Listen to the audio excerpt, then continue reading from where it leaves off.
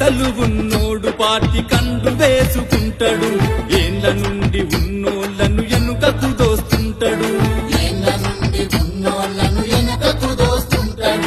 అధిష్టాన మనసు గెలిచి అణిచివేయ చూస్తాడు, ఆశపడ్డ పదవి పైన తను కన్నే వేస్తాడు.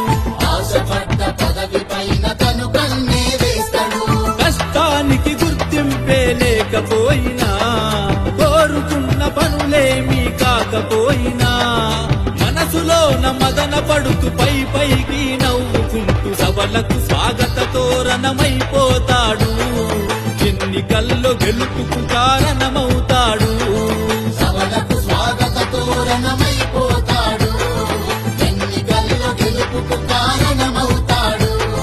రాజకీయమందు రాజు కార్యకర్తరా, కార్యకర్త లేనిది లీడరే లేడురా.